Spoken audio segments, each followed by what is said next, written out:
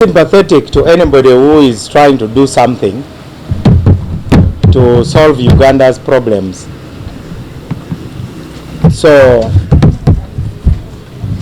I can only wish them luck, but I think my best advice is that they should listen to my advice. I've been advising the opposition for many years. So finally you have to listen to Mao eventually. I have been in this conversation with petty radicals, including my own actually people. In 1997 we were in London and they told me that I was a traitor. What am I doing in Museveni's parliament? So I also gave it to them. I told them, by the way, you are big cowards, you ran away, that's why you are here in exile. If you are courageous, you should be in the bush. You claim to support coin, but you're a bunch of men without balls. Thirdly, you were in the Tito Okello government. You had control of all the money, you had the guns, you had an army. How did you lose power? First explain before you start blasting the rest of us. If you were in power, there would be no Museveni, there would be no war in the north. So stop obscuring facts here. So Museveni is only a symptom of Uganda's problems. And they say to get the area of a circle you need pi. To craft the future we also need President Museveni. The new formation, I was out of the country because I needed to go and sign a treaty to support the young people of Uganda to join the knowledge economy, because that's where the real money is. So I had gone, but I was also busy in another city, The Hague, because the government doesn't have enough money to send many people out. So I was commuting between two cities. So I was only following patches of it. I never had I actually have no idea of what the occasion was really about. I think it was like a parade. You know, so if you ask me how was the parade, it was nice. They marched, they displayed their weapons and so on. Some of the weapons backfired. But I didn't know whether to laugh or cry, because really DP has already done what should be done. Here is a president who I think is not hostile. Of course he wants to continue being president, but he also knows that there is the biological clock is ticking. That's why every statement he makes, he starts with Bazukulu. So if you are sensible, you now be crafting an agenda to engage President Museveni collectively. So the majority of those who are criticizing DP are criticizing DP because we have done very boldly what they have been thinking about. You know, it is like a poor boy with no resources who has the courage to approach a beautiful girl, and the girl starts engaging with him. Then those who are jealous, they start saying that girl is a prostitute, she has been with so and so, she has been with so and so. But so that is what it is. There's nothing new they are saying. We have decided to do what some people think should not be done. But DP doesn't believe in political untouchability. We should touch even our biggest opponents. If you don't talk to those who disagree with you, that's not true reconciliation. If you are only sitting with those who you love, that's not even revolutionary. So I think they know the right thing. So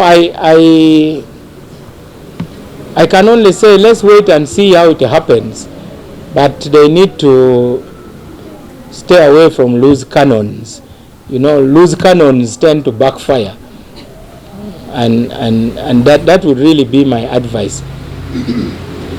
Every day there's a new formation. Holy Alliance, Unholy Alliance, don't know what, Democratic Alliance, Front for Freedom, this and that. Then another one. I think we need some birth control now in these formations. They and then others form, then they disown them. It's all sign of lack of clear thinking. The major attribute of a leader is to be a clear thinker. So I don't mind people deceiving me, but I'll never deceive myself.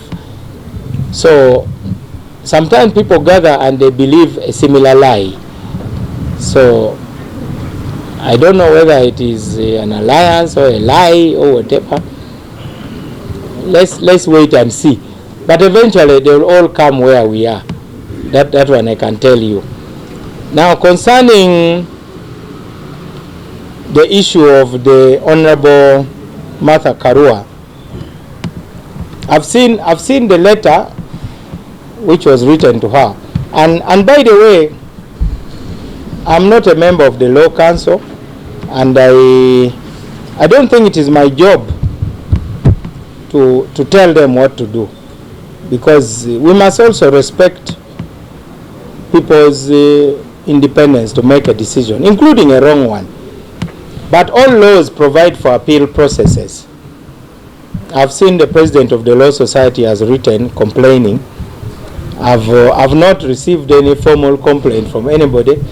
Maybe they believe I can't do anything, but my view is that you let me first go and look at the file. The people of the Law Council, they are part of us in the Ministry of Justice, but we don't do their work. They do their work. You know, sometimes people even call me and say, tell the judge to decide like this. I tell them that, well, the only time I write to judges is when there are administrative problems, so that they deal with the administrative problems. Either there are unnecessary delays or their rights are being violated. But then I don't give directives, because the people to give directives are there. There are ways. So we will try and use the soft power of the Office of the Minister of Justice to ensure that if there's any appeal, it is heard fairly. But in terms of the law, those of you who know the law, the council has already made its decision. They said no. They gave their reasons for saying no. I'm not going to tell you what I think about the reasons they gave, but let me go and do what a responsible minister can do, to have an honest discussion with them, and if need be, we shall advise them. And you are saying it is undermining the spirit of East African community. I need to find out how easy it is for Ugandans to get rights to practice in the neighboring countries. Maybe there's a precedent, but I do believe that there are appeal procedures. I don't think the decision can be final. It can be challenged. In any case, like the president of the Law Society said, you are free to choose your own lawyer, any lawyer that you want, depending from wherever you want them to be, and they will have to be given the right of audience. I think the decision can be reviewed, and it can also be appealed, because if you are aggrieved, should be able to, and she's definitely aggrieved. What was your other question? The things that are happening, I told you once about some of what I believe are the most critical, but like electronic voting. But the real question is, Are the laws really our problems? I think sometimes we are putting a lot of energy on saying the problem are the laws. I think what we need is to change our culture, including the political culture of organizations. We must learn how to disagree without being disagreeable. All the political parties have very good constitutions, but how come they are busy fighting? Even here we have been fighting. We have so many court cases because most people are actually potential dictators, and I think many people, if they had the power to rig, they can rig. But the problem is toxic politics and lack of political hygiene, which really has nothing to do with the law. For instance, why do we have torture? Isn't there a law banning torture? We even have an anti-corruption law. So how come corruption is so prevalent? So let us also not start pretending here that the real problem is really the law. Britain doesn't have a constitution. Have you ever heard the British saying our problem is the lack of a written constitution? They don't. But they know that there is a certain culture. Once the parliament has moved a vote of no confidence in a prime minister, however much you want to cling to power, you write your resignation and take it to the king. Then the journalists will say the king has accepted so-and-so's resignation. Then a leader is designated, and that leader is basically the leader who leads the majority in parliament. That's how you had the Theresa Mays coming after Boris Johnson, and then this other one, and so on and so forth. So then the king receives you. So it is that culture that we need to develop, to put our personal feelings out of these things. In Uganda today, you find Electoral Commission saying, NBS, you can't announce results, but the presiding officer at the polling station has announced the results. So if NBS announces those very results, then what is the problem with that? You are a news reporter. You are saying breaking news. Mao has won in Balintuma A polling station. Now you get a call. No media house is allowed to broadcast results. But that is your daily business, to gather and broadcast. Even if somebody picks another person's pocket, maybe only the pickpocket would complain that why are you reporting that I picked somebody's pocket. So I think the real problem in Uganda, from my personal view, is really just the culture, not pieces of paper. Our grandparents were married happily. They never had no marriage certificate. They had no wedding rings and so on. And they brought up wonderful families. And now we, with our many marriage and divorce law and so on, say I do convoys, big receptions, exchanging rings from rings that can build a small house, then the thing is not there. So let's focus more on preaching really a culture. The Greeks realized that everybody can lead. And we could even do an experiment with LC1. Why is LC1 election so expensive and so complicated? All we needed to do is to gather together and we say we elect 10 people. The one with the highest votes becomes the chairperson. And then that chairperson will appoint the rest, defense, secretary, and so on. You can even do it by ballot, by the way. You don't even need to vote. Because in the village, who can't really lead the village? And the villagers can probably gather and just denounce those who they think are unacceptable. They must say, Mao. If everybody unanimously says no, then immediately I must just sit down. Then out of those who have been accepted, we throw their names in a basket and we pick. We will get an LC1 without any fuss. That's how the Greeks used to live. And the term was, because you did it often, you can even say you do it every year. So you know, however bad a person is, they are not going to stay there for more than 1 year. There are many models we need to deal with. One day in South Africa, somebody told me that we should have now electronic voting. How do these Makerere students vote for their guild president? Electronically. Now, most people have... okay, I hear they are complaining, but it's because of the cost of election. That's why decision-making becomes sort of mysterious. So, I insist that even while we are going to put some laws, the real problem really is the political culture. That's my honest opinion. You have a follow-up. Think about DP. DP is capable of causing a lot of tension, by the way, in this country. We are the ones who are at the heart of walk to work.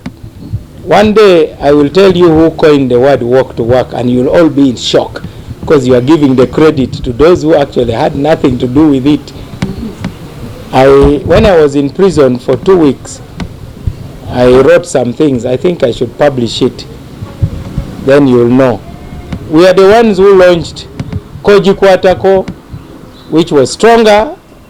Later, it was popularized as Tojikwatako, and we led that. So, those who are attacking us are feeling our absence, because we eventually got tired of comedy also, and decided that, you know, politics is contact sports. You must go where the person you want to influence is. So, however much you come to Balintuma, I'm not the one in power. So, if you influence me, what can I do? So, I need to be trying to influence President Museveni. And I am there, and he listens. So, the stated goals of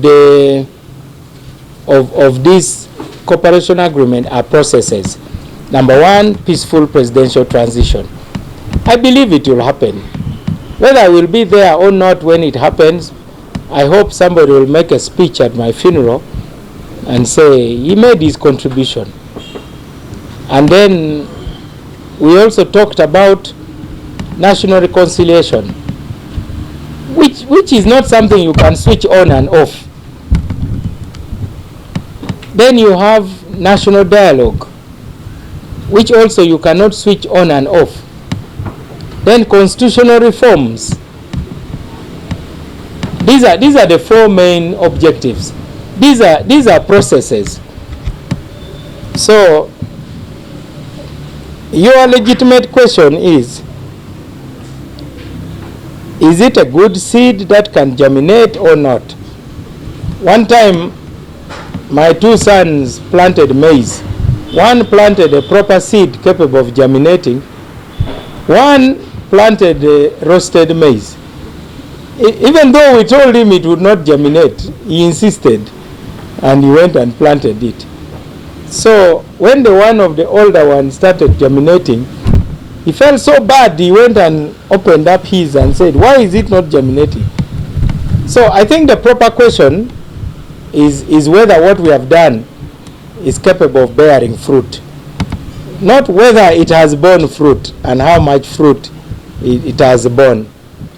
I have seen married couples who have their first child after many years of marriage.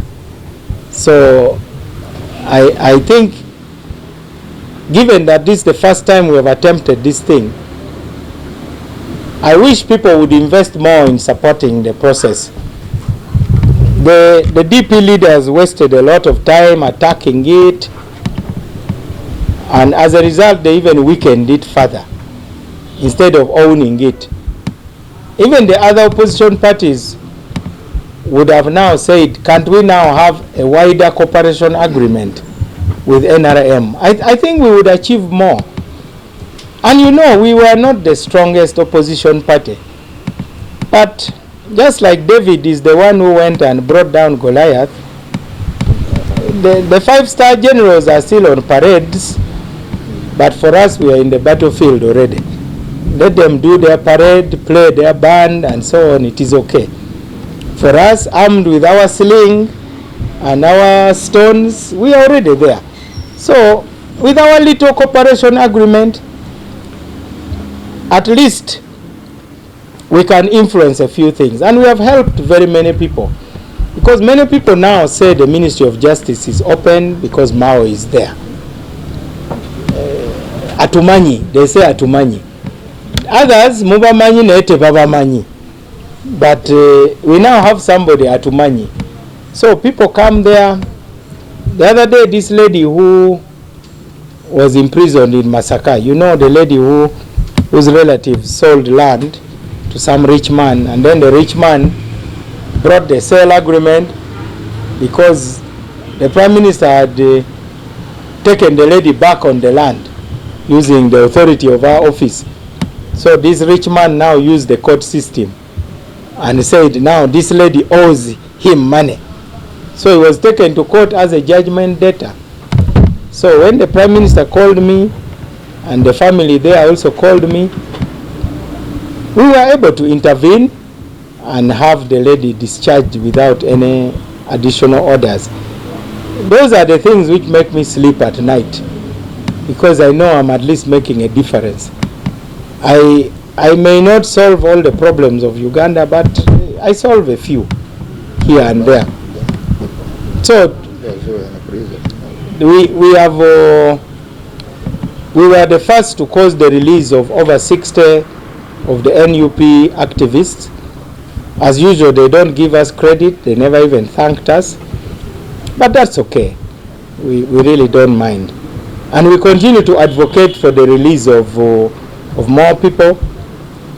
When the Nup woman MP was harassed in the islands, we are the ones who intervened, and the police standards unit started the discussions. So, to ask a question that what have you achieved so far, I can only say the process is on course. Now, the last bit of your question was, is it our intention to renew it? The cooperation agreement is a good thing. Otherwise, we would not have done it. But it is an agreement between two parties. So, as DP, we believe it should be renewed, even on better terms. And we have already started a conversation. Now, the renewal process will be more inclusive, because now the organs of the party will be discussing it. Previously, I had to use my prerogative as the chief executive of the party. So, I think we will announce again. Any last question in